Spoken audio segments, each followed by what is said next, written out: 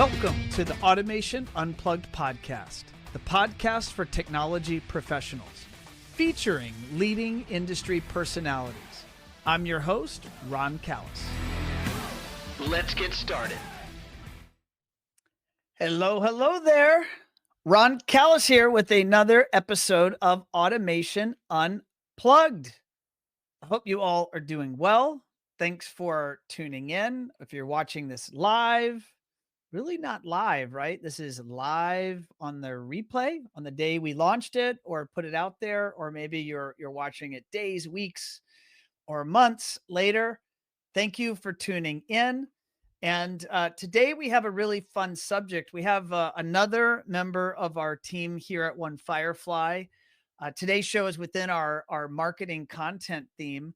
And today's guest is our account executive. She's a member of our sales team. And this is Catherine Wheeler. We call her Cat. Many of you that know Cat call her Cat. I actually don't know anyone yet that calls her Catherine, but I'm sure you're out there. We'll have to ask her who calls her Catherine. Maybe it's family members. Well, let's go ahead and bring her in. And today we are going to be talking about some marketing strategies along the lines of communication to your core customers. And Kat brings some really neat perspectives to the table. So let's go ahead and bring her in and get the conversation started. Hey, Kat, how are you today? I am well, thank you. How are you? I am doing, I'm doing super well. And, you know, today we're going to be talking about communication strategies. And you have spent some time in our industry working with integrators. And from that time and experience, you have I think a really fun and fresh perspective around life events and how those life events should be woven into the marketing strategies. And ultimately the specific tactics that integrators are following to grow and represent their business in their communities. Before we go there, talk us through a little bit of your background. And actually what I'll do is you have very kindly presented this really cool deck. Let me go ahead and get this shared to the screen. I'm going to do it right here. We're going to call this Life Happens. That's like a replacement for Shit Happens. It's Life Happens. Yeah, life, it happens. It happens to all of us. And I think, what we forget sometimes with our customers is even though there are, luxury customers, that there are certain, inevitabilities in life that happen to anyone, regardless of your wallet size. And then with our customers, life, it happens to all of us. And so life happens. And if you ultimately design those realities that happen in your life, whether it's having a child or getting married or any of the other abundant number of things that could happen to any of us and do happen to any of us all the time, you're advocating being mindful of that and designing that into the marketing strategies, correct? 100%. And we'll kind of get into some specifics around it, but there are certain stages of people's lives where they're making changes and setting budgets and looking at what their reality looks like and how that changes. And if you can be essential in those parts, you can stay with them through the rest of them. I love it. Well, let's tell the world a little bit about your background. You and I have obviously known each other for a number of decades. A lot of folks probably tuning in have known you for some time in this space, but what does that background look like? Yeah. So I guess kind of, the perspective that I'm bringing to the table today is I've been in this industry for over 20 years. So I'll date myself a little bit there. But I've had the luxury or the opportunity to work for AV integrators, distributors, manufacturers on the marketing side. So it's given me a unique perspective into kind of all of the different facets of our business and where people find success and where sometimes we get stuck in our day to day and we forget to look for new solutions or new ideas or bring new things to the table. And one thing that's happened, in my role here at One Firefly is I spend a lot of time talking to our customers about growth. we talk to them about what their goals are and how they want to change their business and grow it. Cause that's the theme. It's like, whenever we talk to a customer, it's what do you want?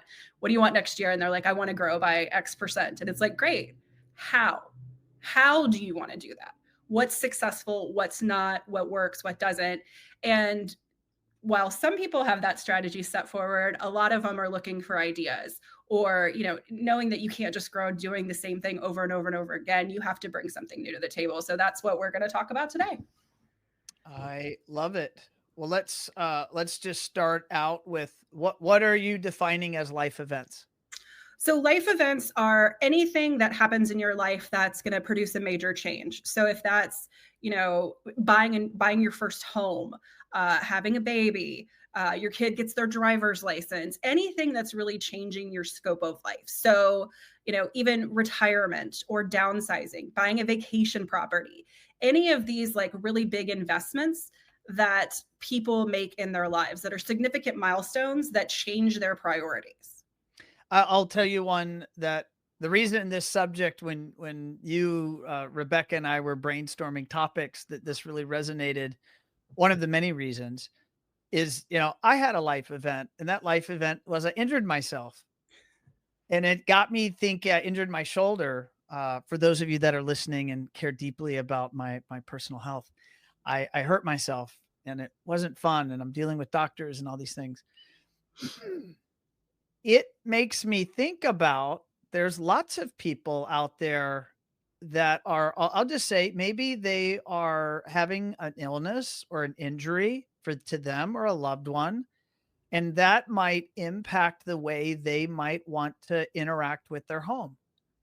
Maybe they, and I'm gonna be facetious here, but maybe they normally would walk over to the thermostat and change the temperature. But maybe if they were not able to walk across the room, they would better appreciate technology or automation that would make it easier for them to, in this example, probably a bad example, change the temperature. And it's like being mindful that your audience that you care about is having these things happening to them. And then how might you message that so that ultimately you're more effective at relating to them? Is that really the position you're coming to this from? Yeah, and I'll throw some numbers at you. So, 70% of the disposable income is controlled by boomers who are looking at big changes in their lives right now, whether that's downsizing or retirement or changing homes or whatever it is they're doing. There's a huge opportunity or a big pile of opportunity when the messaging to them affects what the changes are that they're going through in their lives and how it can bring value to that. Millennials are the largest home buying demographic right now. They're at 43%. And 86% of those 43%, if that's not too much crazy math for you, they want smart home features in their home.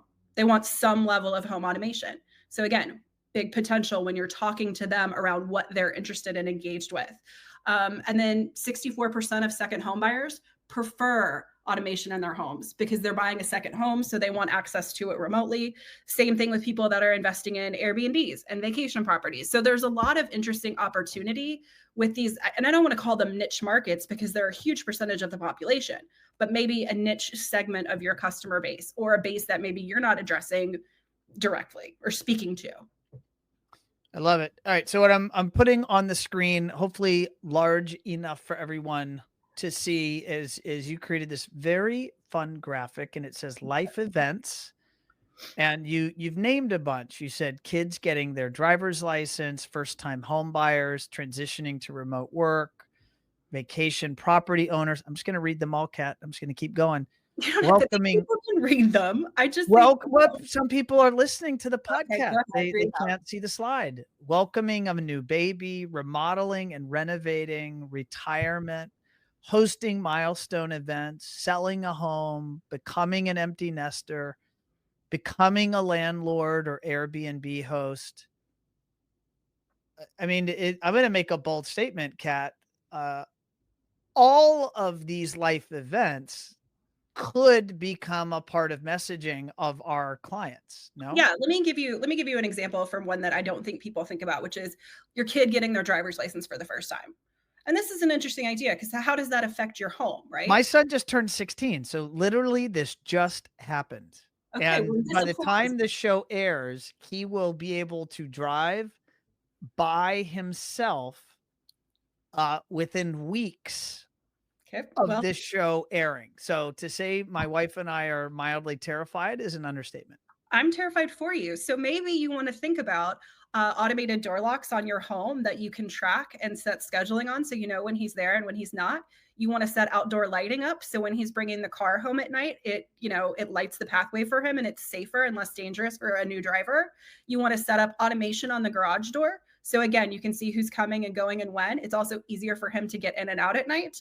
You're Security. saying my son might try to sneak away? Is that what you are, I mean, I don't um want to say from personal experience or anything, but I think it's a common situation in teenage households. I'm not saying your son would do it because we know he's not that kind, but he could be, I don't know. I don't think he there's is. some people that have children that might think about it and might want Yeah. window sensors. I don't know. But long story short, there's a story to tell there around what solutions our customers can provide around something that every family is going to go through. And probably your customers don't think about when they think about you. They think you're the TV guy, or you're the light guy, or you're the remote control guy. You're not the guy who's going to help with their kid who just got their driver's license, but you should be. I love it.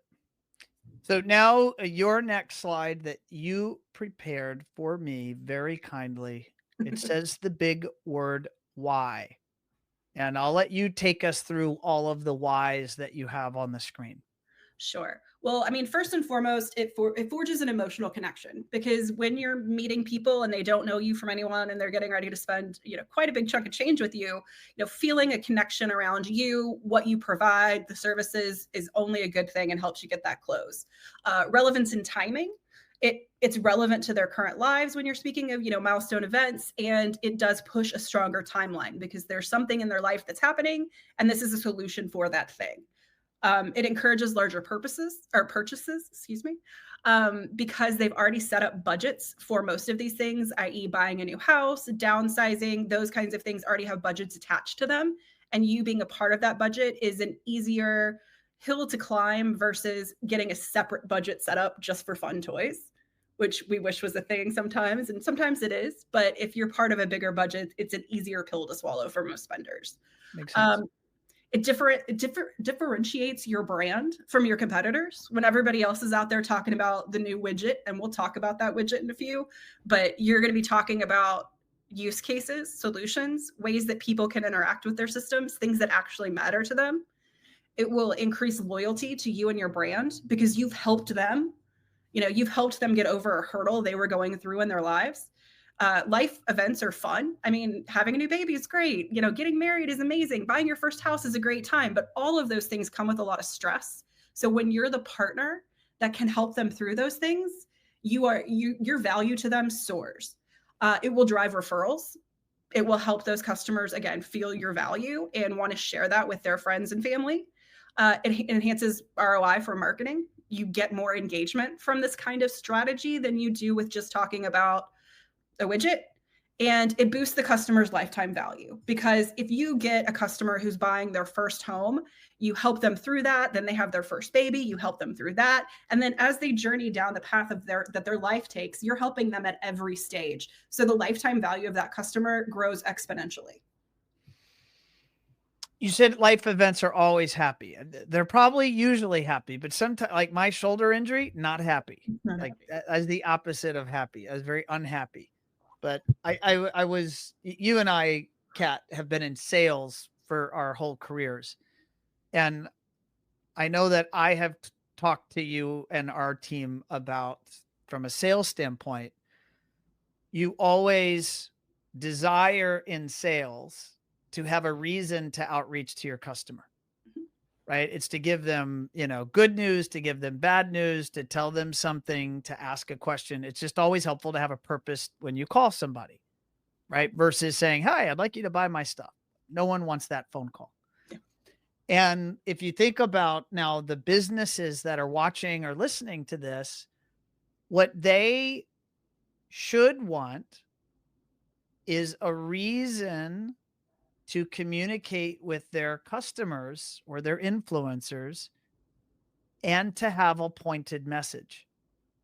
And so what you're advocating is that they empathetically put themselves into the lives of their customers, think about what's happening to them in their lives, and then communicate from a vantage point of understanding it, acknowledging it, and then speaking to it. Regardless of maybe you're trying to pitch a product or service, or maybe you aren't, but just simply acknowledging it is going to help any business that's doing that with their audience build trust. Yeah, there's a fine line, I think, and I think most people have a lot of the advertising that we see thrown at us as people is transactional advertising. So we get used to that kind of deliverance of messages. Buy this new sale, 20% off. That's not who we are as an industry. We are not transactional. And in most cases, we're not retail. We are consultative salespeople. We are not designing. It's not a one size fits all. There's no more buy two black and silver, put one in stock. That's not how we do things these days, right? We are consultative salespeople and not transactional. So when you meet these people, showing them that you can meet them on their level and be an advocate for them and understand what their life is and marketing towards that really helps you stand out. I agree. So you have artwork now on the screen. I just clicked to the next slide, and you're putting yourself in the shoes of an integrator wanting to, in this case, maybe putting an ad in a local builder magazine or something like that. And you've got one ad that's very widget focused, black box focused, and stats and figures and numbers. And you've got another one that clearly I see a man walking his little baby down a lighted pathway in a hallway. All right, I'm immediately drawn to that. Why am I drawn to that? And how should the folks tuned in implement more of that into their messaging and communication? Yeah. So, the first image is what we commonly see in our industry. So let's say the hypothetical here is that your biggest lighting vendor, the one you do all your business with, you're a triple diamond, silver, platinum dealer, and you love them and you want to sell all their stuff. They just came out with a brand new widget, the widget 5.0. Great. You want to sell all of these brand new widgets to all of your customers. So you put together a campaign. You're going to send them an email. You're going to put it on social media. You're going to do all the things that we do to touch your customers. Is it more effective to send them the first image that's got a picture of the widget, talks about the specs, and doesn't really tell them why it helps them? It's a motion sensor light. Great. Why do I need that? I don't know, right? Like You're not exactly pulling my heartstrings by 100%. telling me the stats and figures and specs No one cares, of that right? black box. No one cares. But they do care if you say, hey, I know it sucks getting up in the middle of the night with a newborn baby. How many times have you stubbed your toe going to feed the kid? Oh, is it crying again? What if when you walked from your bedroom to the nursery, the hallway lit up? You didn't have to touch a light switch. You didn't even have to think about it. It's a soft, glowy light in the middle of the night. And I don't know any new parent that's not going to say, oh my God, yeah, of course. Of course, that's the obvious thing I need and want. The widget 5.0 is the coolest thing I've ever heard of because it does that for me. Yeah. There's such a difference in that story. And it's not something we're great at doing.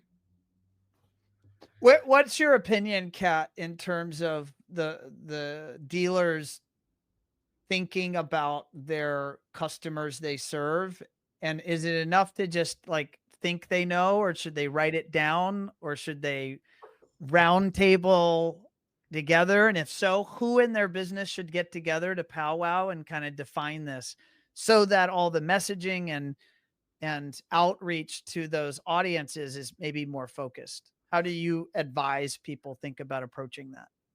I think it is a team-wide effort because every person on an integrator's team, the service and support techs, the sales team, everyone that touches those customers in some way has had questions or has heard things or gotten to know your customers in a certain way and can speak to what they respond to. So it is not a lot of it, as a lot of marketing is testing and measuring too. So trying some things and seeing what resonates, because while we say this will work, and it does, different things work for different audiences at different life stages in different parts of the country better than others. So let's find out what your audience wants, because it is going to be different from the demographic, say in Florida, and the communities you have there versus the demographics in, say, Wyoming, and the people that are buying homes there and what they need and want for, the weather that they deal with versus the same in Florida. It's a different strategy. So let's talk about what matters to people where they are. Lot less snow here in Florida. A lot less snow. That's for sure. So I think 2025 is going to be the year of the specifier. That's at least I can't say that's One Firefly's opinion. Maybe that's Ron's opinion. I don't know. Just kind of been hearing rumblings and discussions about how the businesses we serve can better serve and appeal to specifiers. How, architects, designers, builders, other tradespeople. Where does this tactic or this set of communication strategies, where does it apply to them? Yeah, I mean, obviously working with specifiers, not new to our community. And we love it because it's not just one job, it's 50 jobs over the course of your relationship with them if you're lucky. And that's, an amazing thing. So how do we do that better? Offering AIU and AIA and CEU courses is a wonderful thing and you should keep doing it. But what if we could be more tailored?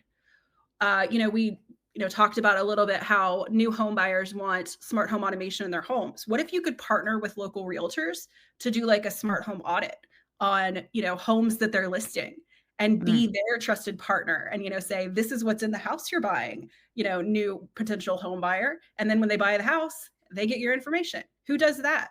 Hosting events at your showroom for these people to do those kinds of things. I'm a shopper. So I don't know if everyone out there is, but that's my main girly trait is I'm a big shopper. And I don't know if you guys know this, but Babies R Us isn't the only kids store in town. In every community, there is a luxury baby store where things do not cost less than like $500 or you're buying that $2,000 stroller. Those are your people, right? Meet those people. Find out about how you can do those kinds of integrations with them. There are more people than just interior designers, architects, and builders.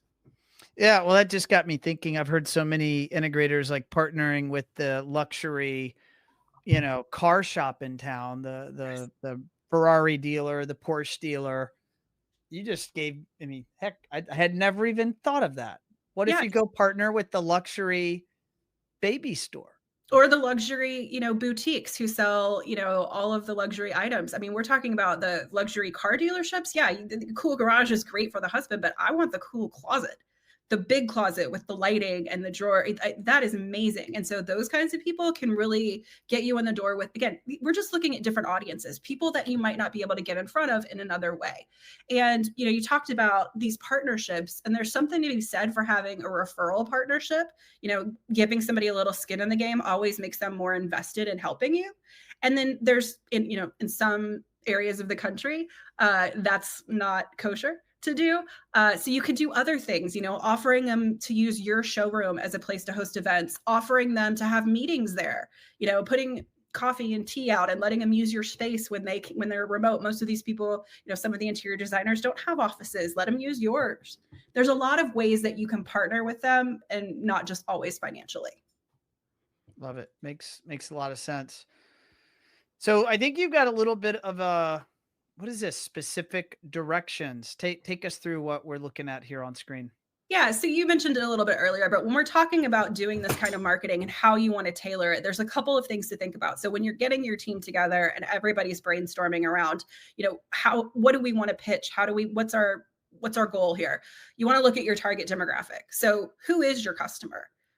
Where were you successful, who's been your best customer? And look at those target demographics. Is it, couples over 50? Is it millennials? Is it who is that person and what matters to them?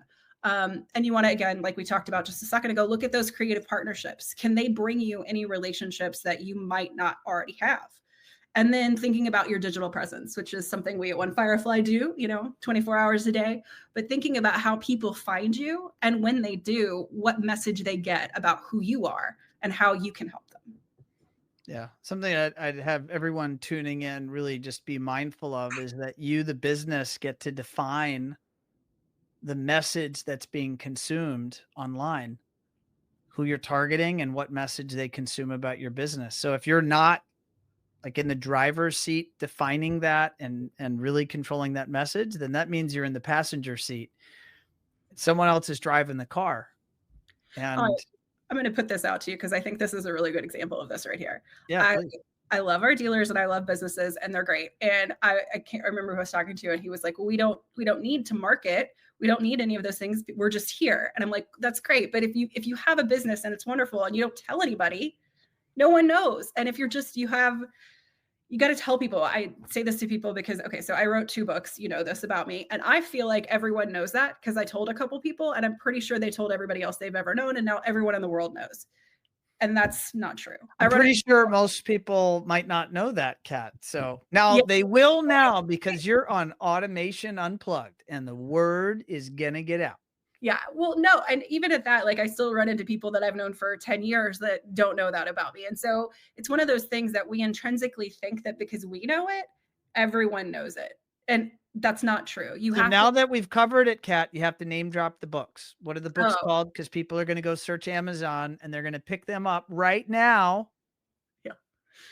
They're What not. is No, it's called There Is No Cloud, and the second one is called Cloud Judgment, and they are murder mysteries about AV. But that's besides the point. The point is that everyone sees and retains information in different ways. Some people do it via email. Some people do it from online searches. Some people do it over referrals. There's a million, some people really respond to events. There's a million ways that we as human beings process information and find it. And our jobs is to be in front of them anywhere they want to be. I love it when I talk to a business owner or some person in the company and they're like, yeah, that marketing thing, we don't need that. And of course I can't help myself but ask, a bunch more questions if they'll allow me. And we'll quickly learn, generally through analysis, if we've had a chance to get some of their information in advance, that we'll point out to them, I understand marketing doesn't matter. And I understand the messaging and definition of your brand and brand voice don't matter, but there are like 1,800 people a month visiting your website.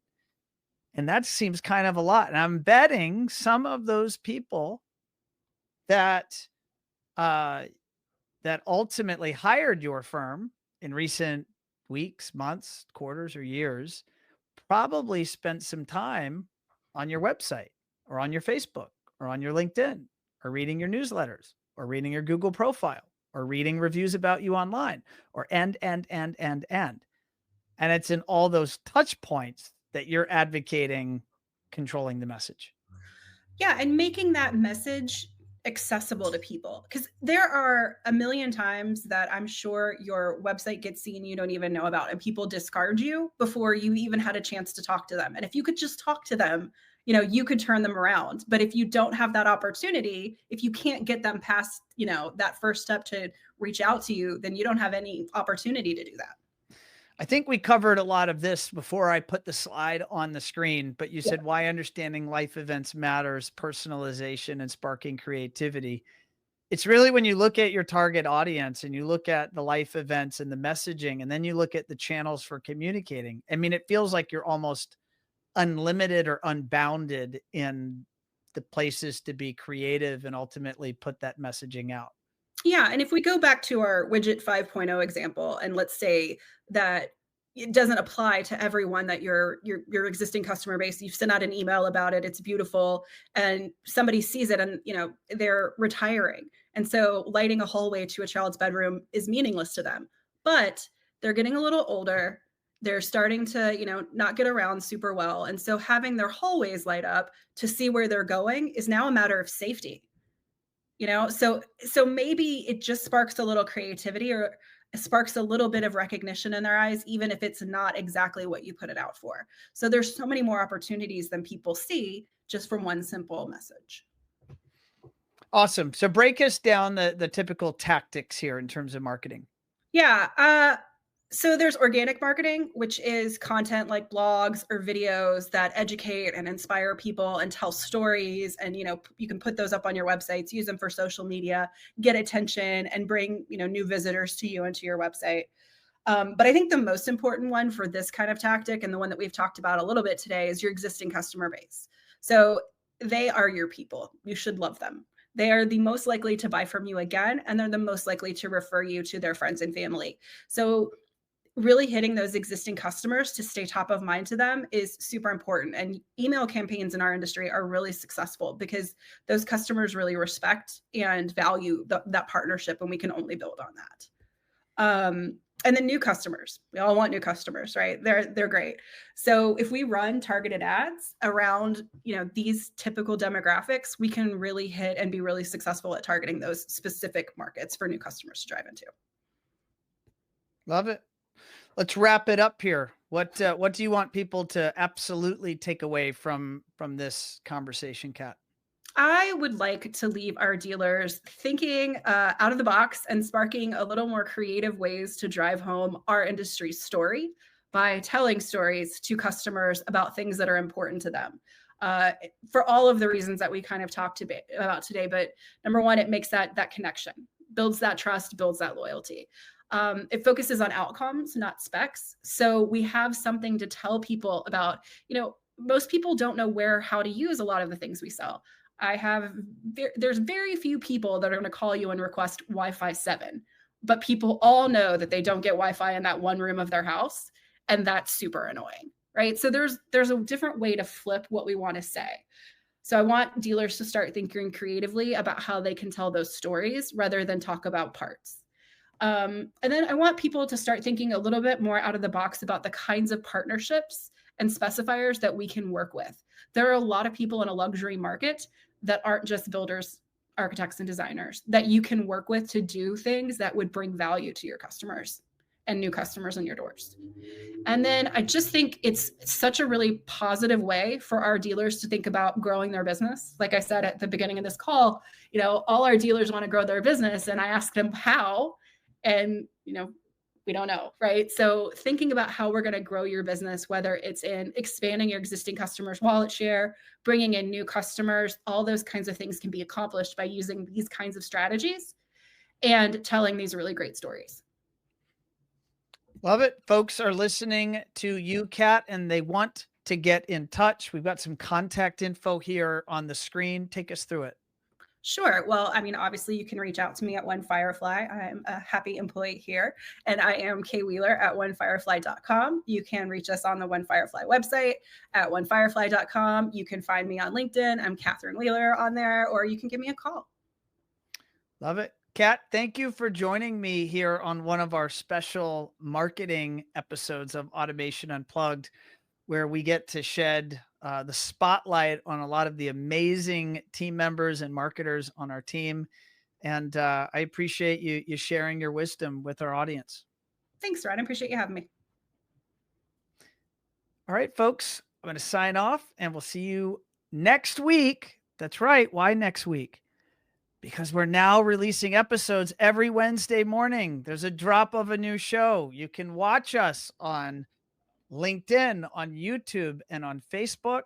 And the audio podcast also drops every Wednesday. We're working hard over here at One Firefly to serve all of you and bring you value. Let us know what you like. Let us know what you don't like. It's all welcome.